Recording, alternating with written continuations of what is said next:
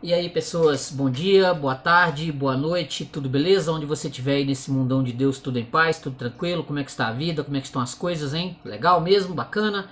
Ó, eu sou o Paulo, do canal Paulo da Arma 1970, mais uma vez aqui com um vídeo, mais uma vez aqui botando pau na máquina aqui, né? Agradecendo a você que está aí, né? Que está aí acompanhando, que está assistindo esse vídeo, começando a ver, beleza? Muito obrigado. Agradecendo também ao grande Deus, ao Eterno, pelas coisas boas da vida, por estar aqui, né, por ter saúde, por poder falar, por poder pensar. Isso é muito importante para nós, né? Então, ó, beleza, curta o vídeo, você que está aí, curte o vídeo, se inscreve no canal Paulo da Arma 1970, eu sou o Paulo do canal Paulo da Arma 1970, se inscreve no canal, ó, se você quiser ajudar o canal, ó, 988-290-767-91, esse é o Pix do meu canal, beleza? Ó, se você quiser ajudar, se você quiser contribuir, ó, muito obrigado mais uma vez. Então curta o vídeo, se inscreva no canal, nós estamos aqui terminando de fazer a edição aqui do vídeo aqui, já já você vai ter, ó, beleza? Então curte o vídeo, se inscreve no canal e comenta, estaremos aqui, beleza? Até já já, valeu!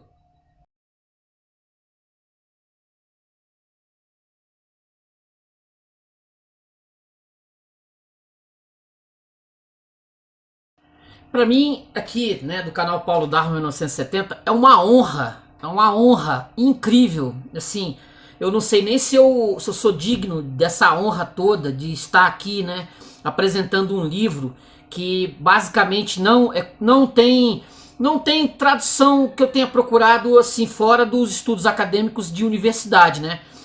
É esse aqui, ó, a monadologia do Leibniz, né? Esse material aqui francês que eu tenho em mão da década de 50, ó, década de 50, esse clássico, a monadologia do Leibniz, que tem um subtítulo interessante, né? A monadologia ou princípios de filosofia do Leibniz. Essa tradução que eu consegui descobrir na internet da Unicamp, é do Tadeu Mazzola Verza, na Universidade Federal de Minas Gerais, e Márcio Damin Custódio da Unicamp. Ó, essa tradução que eu coloquei no Kindle para fazer a leitura do material junto com o que tem a versão em francês, que é essa aqui que eu tenho, né?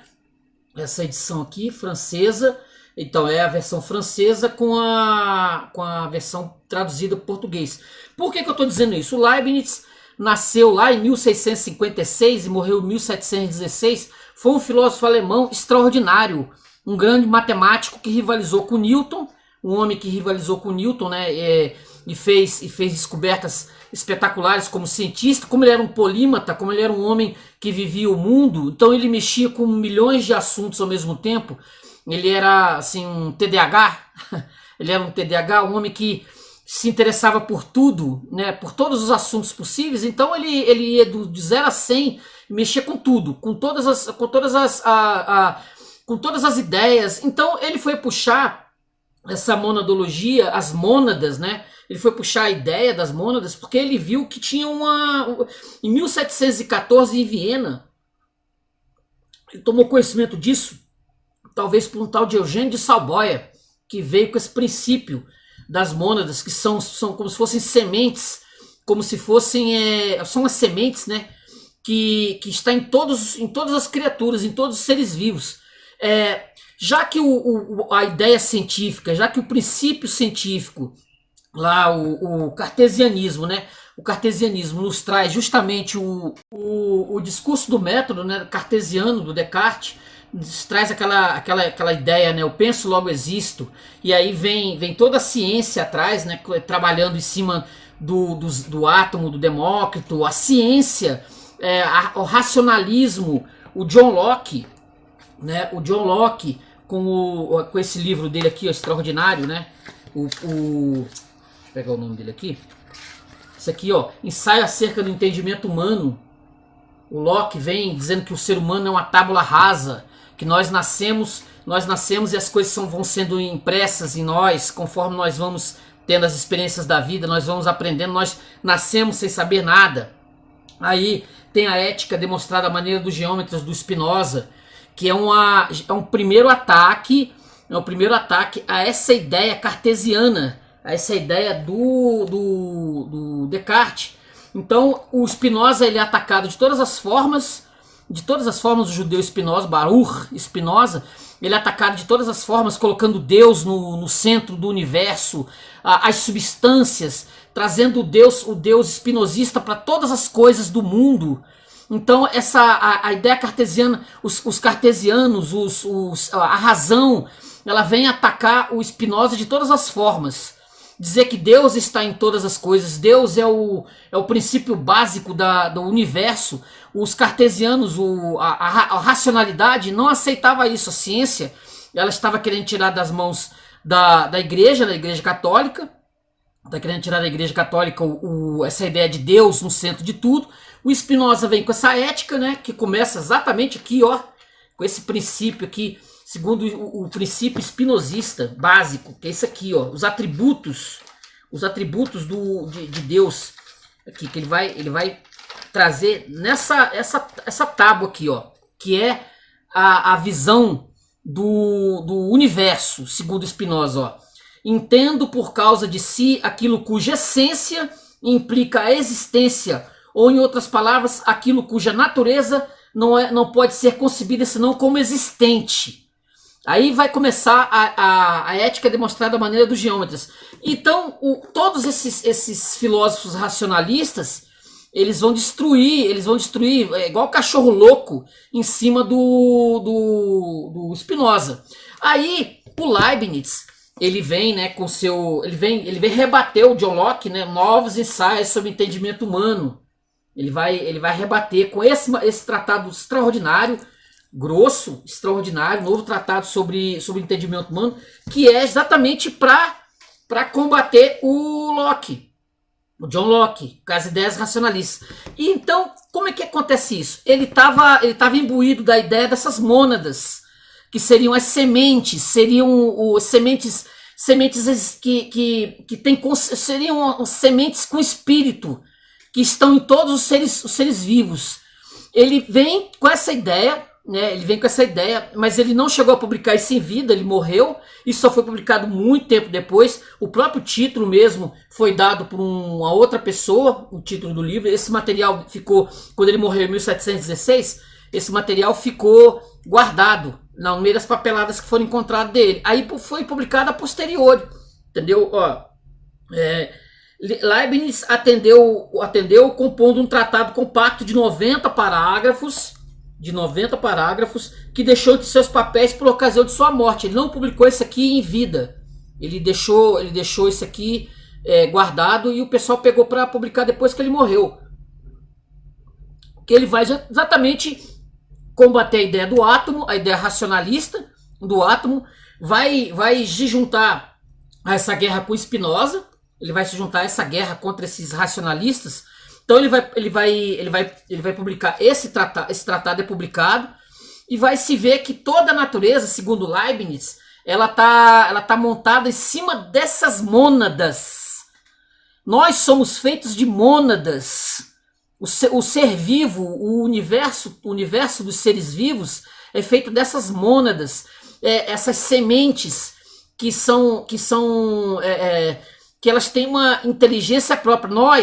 Eu, indivíduo, sou feito dessas mônadas, sou feito dessas sementes que, ao contrário do átomo, que é algo frio e científico, que ela não é algo que a ciência colocou como verdade, nós somos feitos por átomos.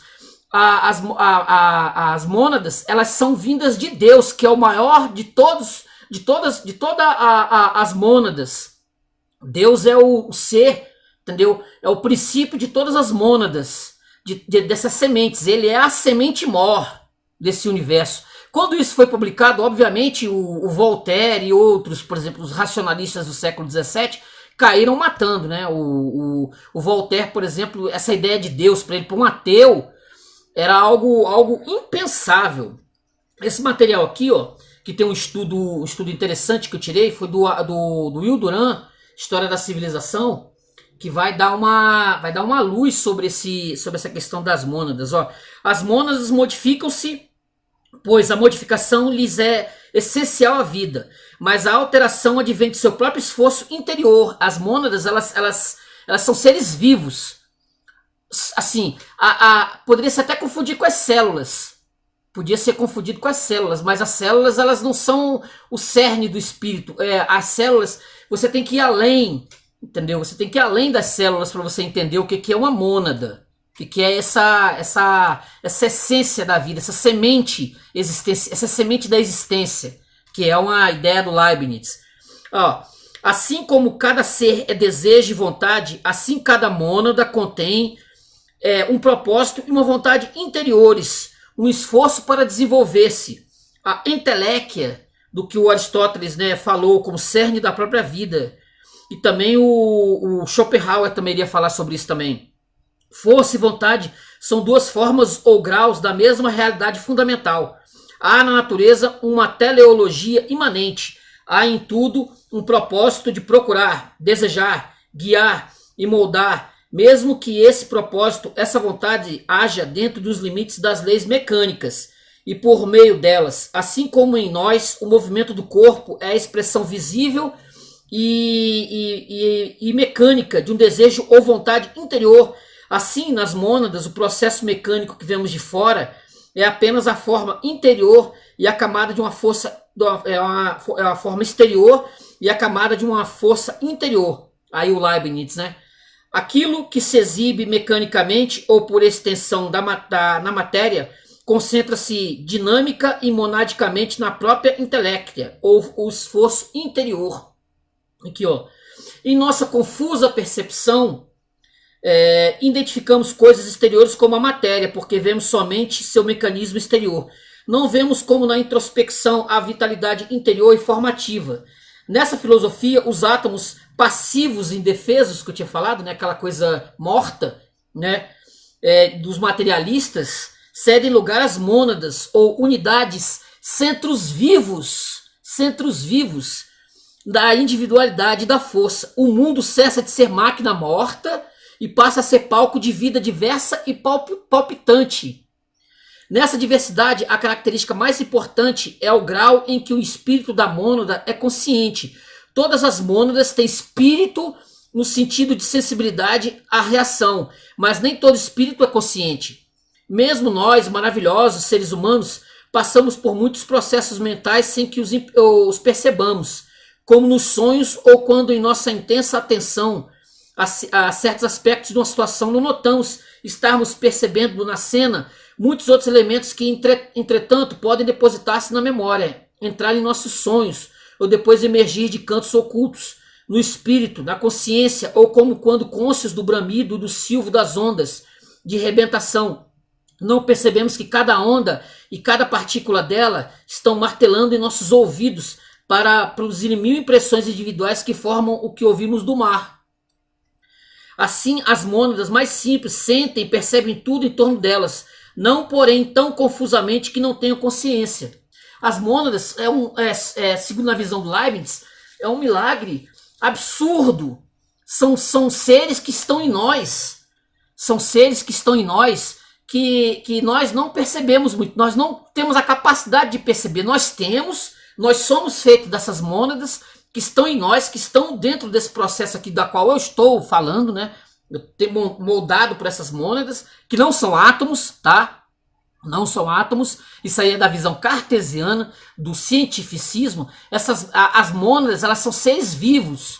São seres que me compõem, que compõem você que está aí assistindo esse vídeo. Entendeu? Essa na visão extraordinária do Leibniz. Então, Leibniz traz Deus para dentro, ele traz Deus para dentro do século da racionalidade. Como eu falei, o Spinoza já tinha feito isso. O Spinoza foi achincalhado. Eu não sei dizer se por um acaso o Leibniz ele deixou o material para ser publicado só depois da morte dele, porque ele sabia que ia sofrer uma perseguição violenta com relação a isso. É algo que eu lendo, e quando eu soube que só foi publicado depois dele vivo, depois dele morto, quer dizer, depois que ele morreu, aí é que foi publicado o material que ele deixou lá. Se ele não sentia exatamente esse temor da destruição do nome dele, que foi que acabou acontecendo. Não? O próprio Voltaire, ele foi um dos grandes responsáveis por colocar o Leibniz assim como piada, né? Como piada, etc, etc, etc. Aqui, ó. O homem é uma colônia de mônadas, cada uma com sua própria fome, suas necessidades e seus propósitos. Mas essas partículas tornam-se uma comunidade de organismos vivos sob a direção de uma mônada dominante, que é a intelecto e a alma do homem. Vou botar aqui o iniciozinho, para a gente não perder porque são 90 parágrafos, esse material aqui do Leibniz, são 90 parágrafos que ele vai colocando ponto a ponto. Olha só, quando começa, ó. A mônada, da qual falaremos aqui, não é outra coisa senão uma substância simples que entra nos compostos. Simples quer dizer sem partes. E é preciso que haja substância simples, uma vez que há compostos, pois o composto não é outra coisa senão uma reunião ou agregatum de simples. Ora, onde não há partes, não há nem exceção, nem figuras, nem divisibilidade possíveis. E essas mônadas são os verdadeiros átomos da natureza, em suma, os elementos das coisas. Quer dizer, é uma visão oposta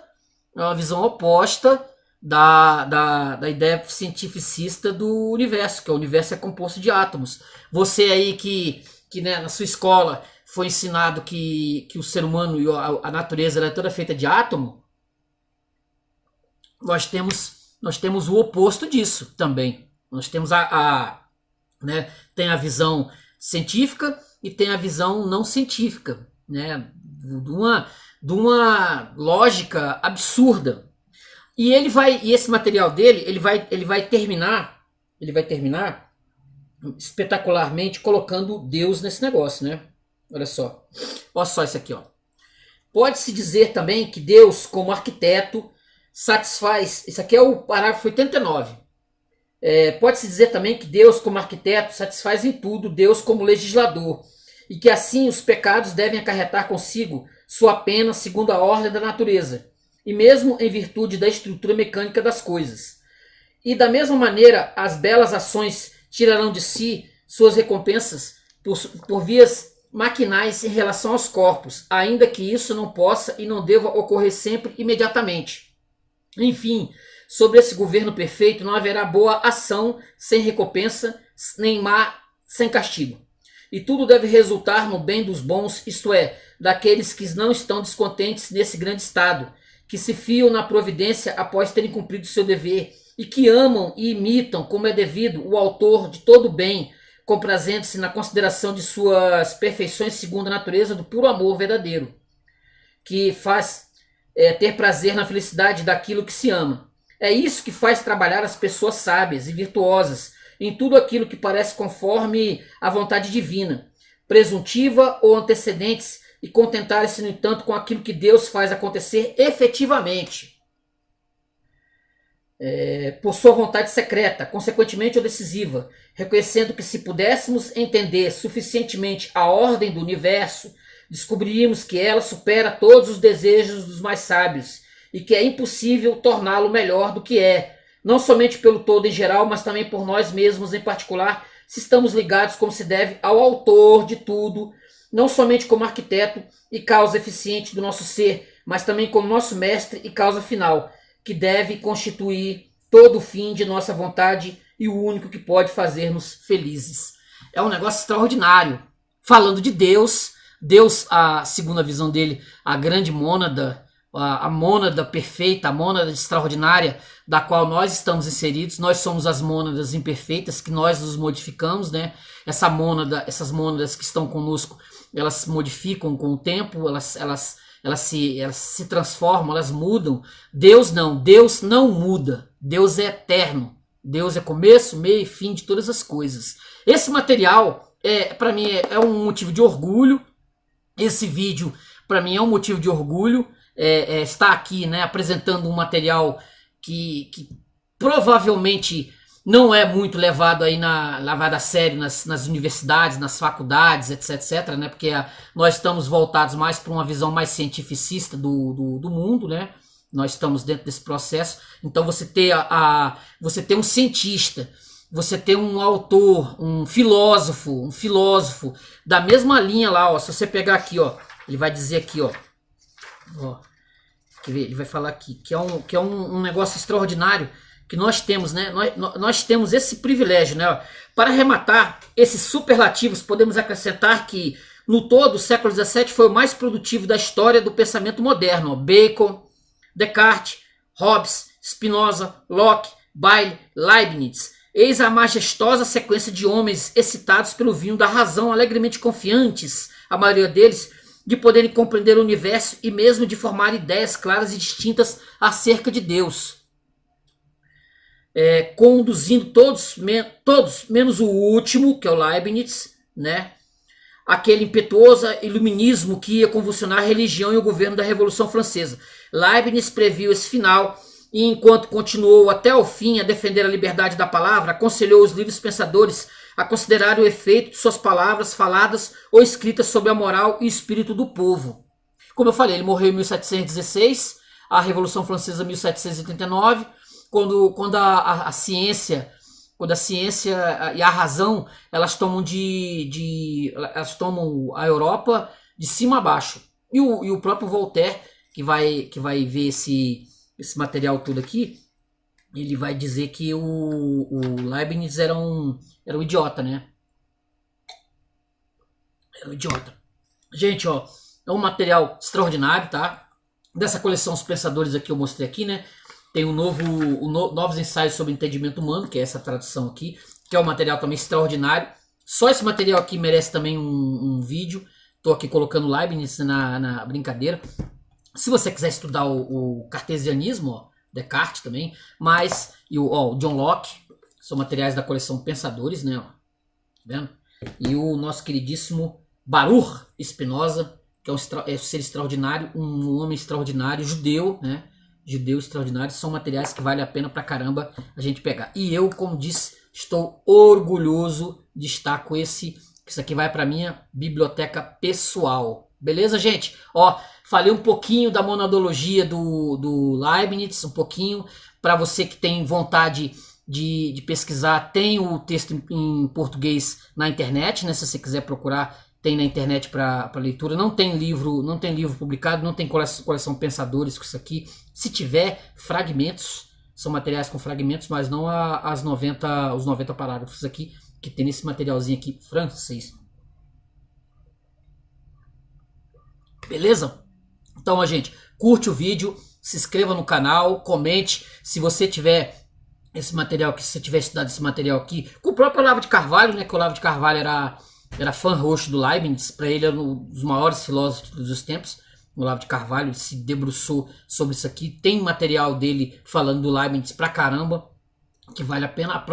Esse próprio material de monadologia aqui, ele fala pra caramba nesses escritos dele aí, que são vastos, que estão por aí. Beleza, gente? Então, ó, curte o vídeo, se inscreve no canal e comenta. Valeu? Eu falei um pouquinho do Leibniz, filósofo alemão extraordinário. E esse material aqui da monadologia dele. Beleza? Então curte o vídeo, se inscreve no canal e comenta. Beleza? Valeu, até a próxima. Tchau.